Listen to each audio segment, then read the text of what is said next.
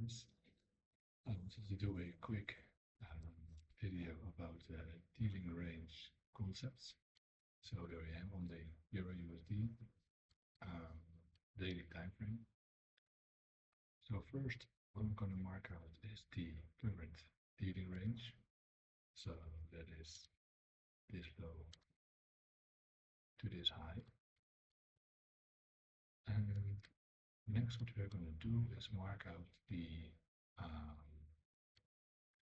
PD arrays that are in alignment with all the levels that we just marked on. So if we start here, 25%, this is the breaker with a high, low, higher high, lower low.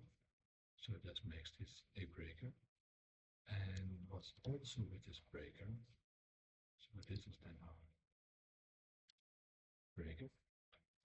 And what you also have in close proximity is this inversion.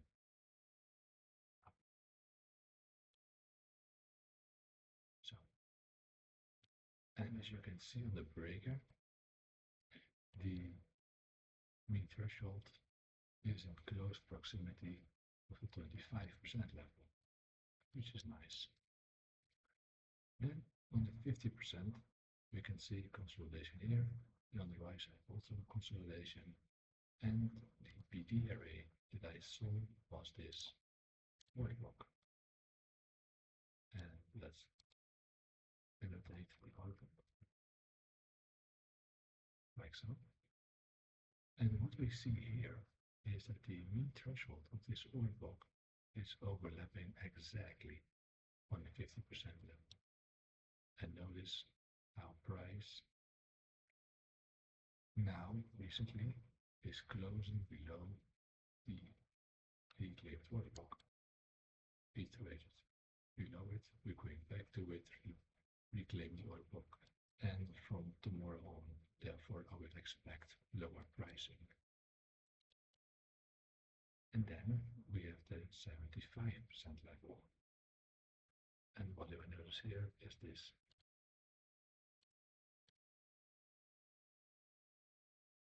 inversion that I have. So that is an inversion right there.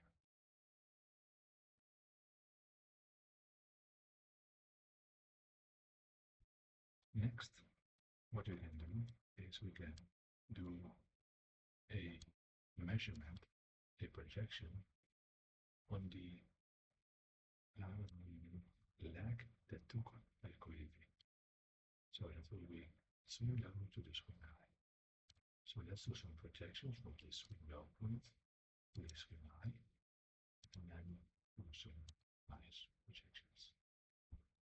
Let's make it a little bit bigger and fatter and fatter so we can see this. Okay, so what do we notice? We notice that you can't really see this, but it's the two, okay, let's start like this.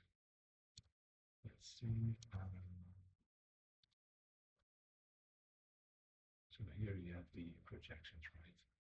And look here, 1.5 deviation, or 0.5 actually, is overlapping with the 50% level. And notice also that the bodies are stopping. They are stopping at what?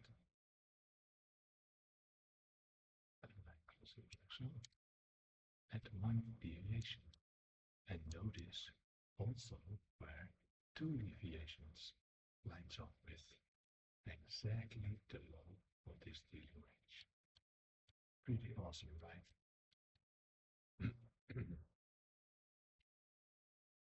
So what can we see more? Well, let's see. Let's see if we can see and find out more. No, I don't can see this candle's high. It's touching this low. Okay, neighbor. You see the breaker. What is closing the lower portion. Might space lower. Do we have PD arrays in here? Yes. This one doesn't get. Oh, it's true right now. Also, another interesting, I'm going to remove this. At the 50% levels of dealing range, there's usually a breakaway, a measuring gap, which we'll have, I think, as this one. I would think this is the measuring gap.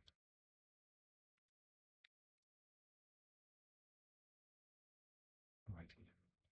And the measuring gap, I'm not sure on how to use it. But maybe you can now there's something to do with the beginning of the gap. And then one projection higher to higher. That's not projections.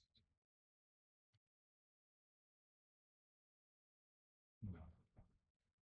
Not sure how to use a measuring gap. Usually on the other side there's also be, oh wait, there it is. There it is. Yeah, I see. So around the 50% level is this. If I get right from this high to this low. And there it is. So this now becomes a balanced price range. And look where the bodies are closing. They're closing right there at consequent encouragement. That's why the bodies are closing. Next to the damage. Next to the damage. Also, let's see if this wick is doing. So this wick is failing to tap on the 50% level. It's touching the lower quadrant. Same here. And there's this big wick.